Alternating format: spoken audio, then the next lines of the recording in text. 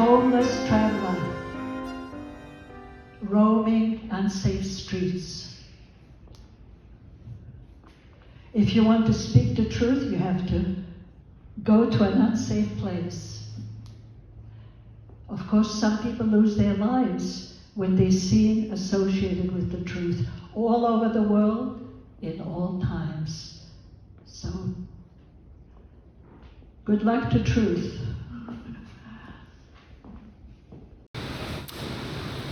I probably from 4 years old, things like that, because my family is Lithuanian, and Lithuanians' culture, poets are heroes, and I've been hearing poetry since I was young, and in and out. I did many other things in my life, worked in anti-poverty programs in the US, taught school a little bit, did therapy in New York City, but always poetry was a part of the other part, the one you can't make money at, but it's a soul feeding. And I remember when I was little that my father used to put me to sleep by making up stories, and he's kind of has a poetic streak, and just the kind of worlds he created with the words fed me, made me feel good, and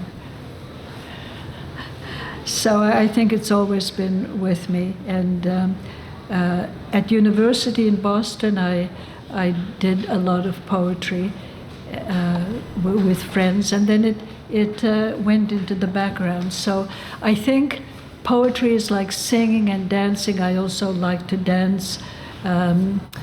It's a natural expression of joy in life, or poetry also a desire to connect with other people with in a way that is not totally reliant on words. In poetry, you use words a little bit like music. They carry the meaning that's underneath and in between the words, and because language is limited, there are many experiences and feelings we have that there are no words for. That's why when you know another language, sometimes I'll use another language, a German word or a Lithuanian word, because there's no English word like that. And other cultures would have come up with it. So I think music, dance, and poetry try to get at what we can't ordinarily express, and to kind of enrich our lives and enrich each other's lives. I can't imagine living without singing. There was one time from my job in Vancouver, it was in a mental health center, and I listened all day to people's pain, suffering, complaints about life, and by the end of the day, sometimes I had to stay late because emergencies happened.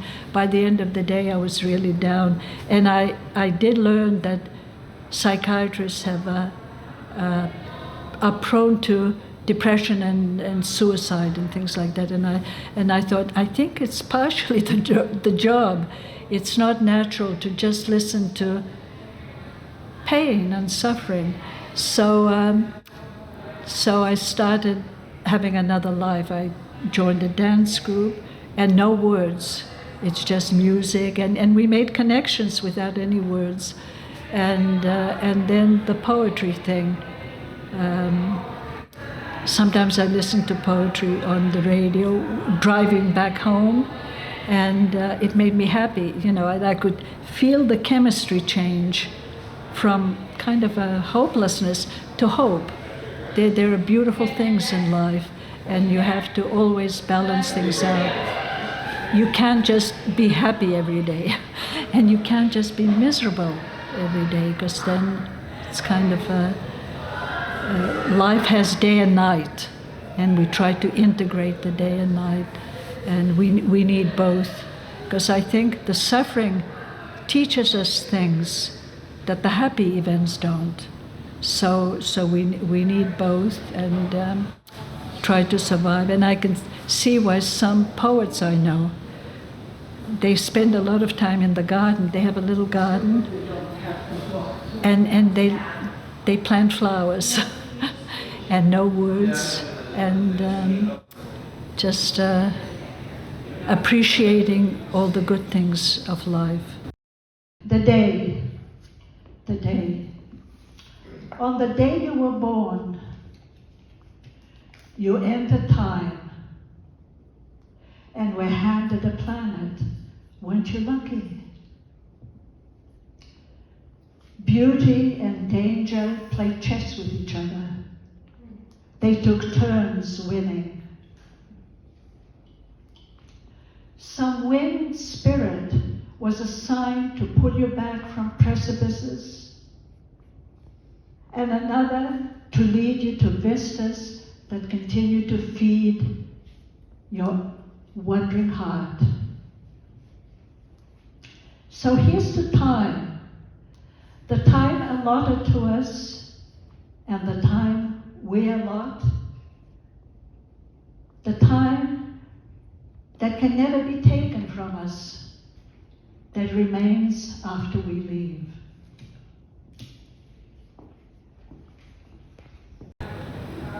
I think as in the poem I read, that here's to time, the time allotted to us, and the time we allot what can never be taken from us after we leave.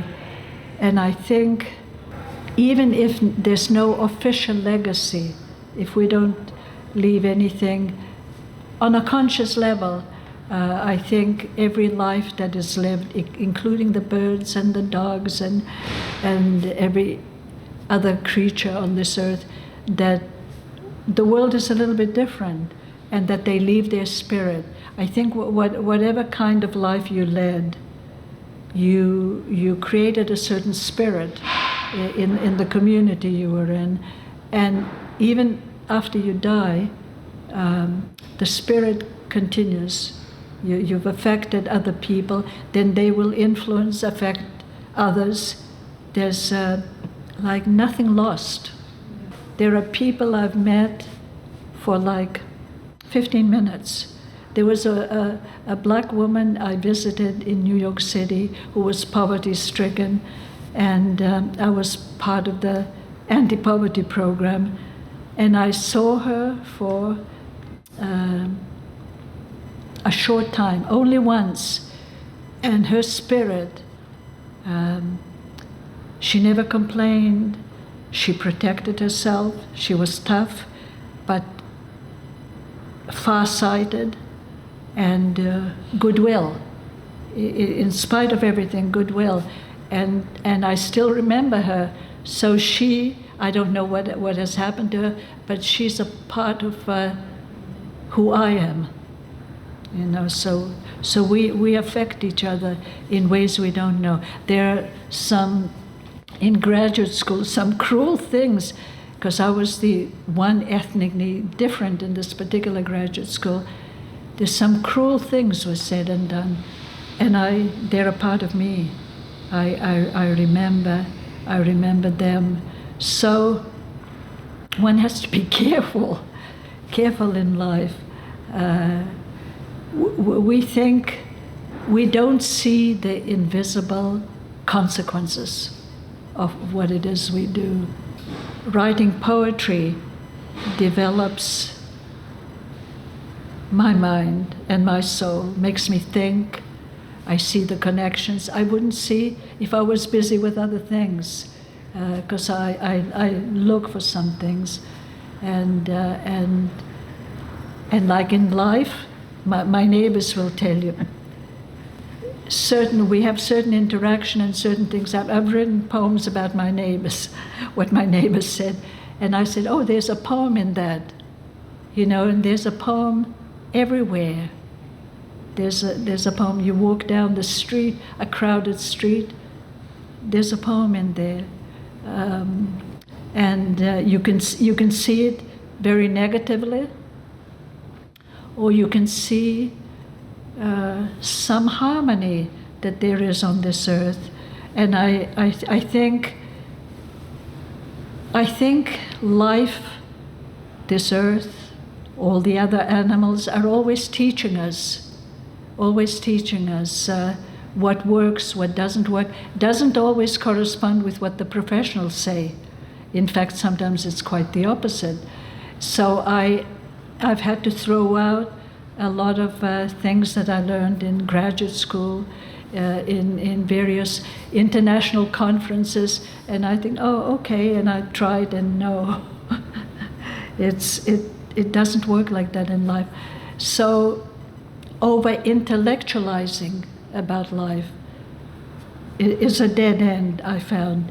And I think what poetry does for me is that it opens up life. Life is open, and I look for the meaning of things, and I look at connections that I'm not aware of, because I think if you're honest, you realize you know so little. The brain is such a small organ. It can't fit everything in.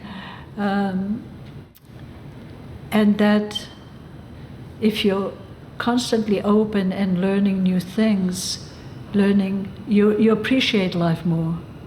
It's the externals are not as important as what's invisible. And the legacy also is that we're influenced by people who lived 1,000 years ago. After my husband died, what comforted me most for a while was poetry, ancient Chinese poetry, ancient Japanese poetry, ancient Persian poetry, and because they were not, universities had not taught them how to write poetry. They just let life write, and they edited life. And it touched my heart, and I thought, gee, they're no different. They went through the same things, and there was beauty, there was kindness, there was suffering, there was cruelty, and you had to kind of maneuver your way through a lot of the painful things of life. There was a conversation I had with the guy Enrico, who played the guitar while I improvised or spoke my poetry. And one time we were practicing at his home on the porch.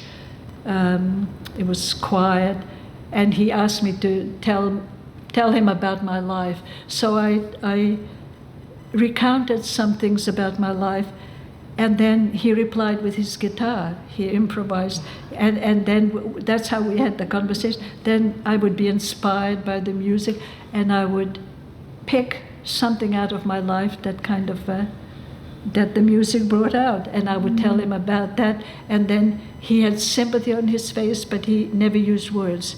It was music. So I learned that you can communicate in different ways. People don't have to give you what you think you need or want. People can give you what they have, and that may be a benefit, a strength, in that you're open to gifts that you didn't foresee, and that'll. What comes to me, for some reason, what comes to me, because I used to spend time with a libertarian group in just outside Vancouver, and it was at a professor's house, and we would talk about freedom and how to live our lives best. And I think there are very few rules. Life is not complicated, like don't lie, don't force your will on others. Just that one rule, don't force your will on others. There would be no wars, no rape, nobody would steal, because you're taking something that somebody earned, So I think that I would advise people to respect life, that they don't know enough to force any one system on everybody in this world, or whole groups of people. I think it's an openness to life. It's an openness to what's going on, to other hearts, other people, what it is they want, and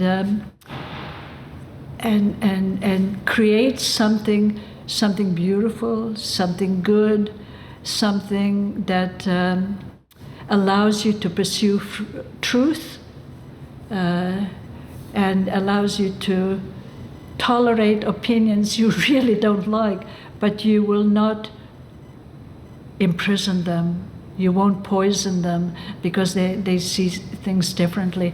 So I think it's respecting the basic rules of life, not anything humans made, but the basic rules of life, what it is that allows us to get along with our differences, so people don't act phony in order to get along with you.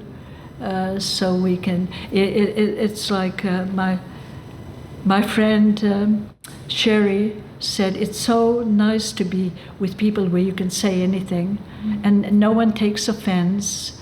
It's where no one judges, because we don't know enough, but we're trying to understand things, trying to understand the bigger world as well as ourselves and our connections. And I think poetry is one way of doing it, but there are many other ways. I never really give advice, so I'm even hesitant to put it in those terms because I don't know enough.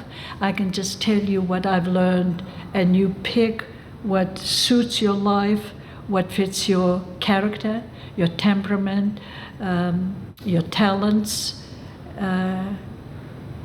Even I worked in mental health for a while, and I ran a program for panic attacks, anxiety, traumas, things like that, and found out that the people who gave advice to others often put professionals too, put them in the wrong direction, considering their talents and what would make them happy. There isn't one way. There are many ways. There are many ways to resolve suffering, past suffering. There are many ways. Some people become bitter and they want nothing to do with other human beings when injustices were done to them. And some people say, well, I don't want others to go through it, so I will try to make life better and do away with the injustice. So you find your own way. So I stopped giving advice. I didn't give advice. I just said, well, where do you want to go? What is it you want out of life? And to stop forcing the ideas you got in school or in books, because not everything that life didn't give you is true. And I had to throw out a lot of the things that I learned, and I felt free. I felt freer, and I felt I dealt better with other people, and also appreciated existence, the world. That life is interesting. I can't understand people who are bored on this earth. You never know enough. You never. There are always wonderful things to explore. So to keep your heart open to the unknown, I think I found that's a good stance.